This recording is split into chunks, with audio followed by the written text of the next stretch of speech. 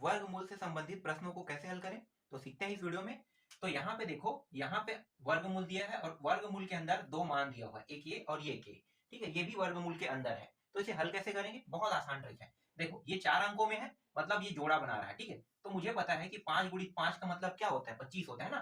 तो 5 गुणित में 5 कर दूंगा। ठीक है, 5 गुणित 5 इस तरह से, एक शून्य इसको दे दूंगा और एक शून्य इसको दे दूंगा। तो ये जोड़ा बना दिया। जोड़ा बनाया तो ये अंडर रूट से कितना हो गया, बाहर निकल गया है, इस वाले अंडर रूट से बाहर आ गया। तो हम उसे कहां पे लिखेंगे, यहाँ पे। तो यहाँ पे आपको लिख लेना है 50 लिखना है। ठीक है, तो ये वाला अंडर रूट जो वर्गमूल है वो हट गया। बचा क्या है, बचा है ये वाला।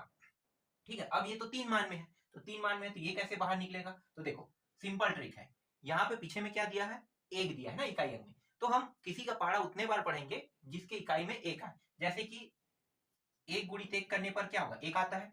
और दूसरा जो है 9 गुणित 9 करने पर इकाई में एक आता है, 81 होगा। तो इकाई में क्या है, एक आ रहा है। इसका मतलब क्या है, और इसका कितना होगा, देखो 3 दिया 9, मतलब 3 तो फिक्स है।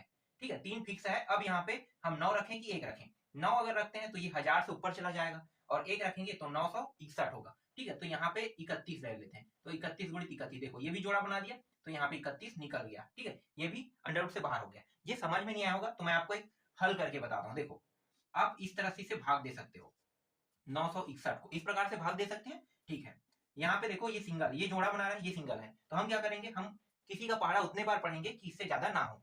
ठीक है, तो 3 का पहाड़ा मैं 3 बार पढ़ूंगा। ठीक है, कैसे, देखो यहाँ पे मैं आपको बता देता हूँ।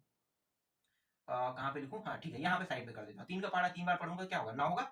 ठीक है, तो 3 का पहाड़ा 3 बार पढ़ता हूँ, तो एक बार 3 यहाँ पे हो गया, ये वाला 3 मैंने ऊपर में लिख दिया। तो ये कितने बार गया, 9 बार, 9 नीचे में आ गया। ठीक है, अब क्या करेंगे, ये जो 3 है इन दोनों को जोड़ देंगे, जोड़ दो।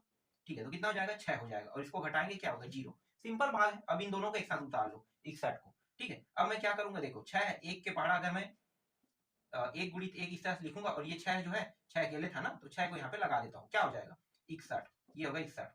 तो ये एक बार जाएगा ये इस तरह से, और ये 0 हो गया। देखो आ गया आसानी से। ठीक है, तो ये ट्रिक हमें उपयोग करना है, समझ में आया। ठीक है, अब इन दोनों को जोड़ दो, जोड़ेंगे कितना होगा, ये हो जाएगा 81 हो जाएगा ना। तो ये हो गया 81।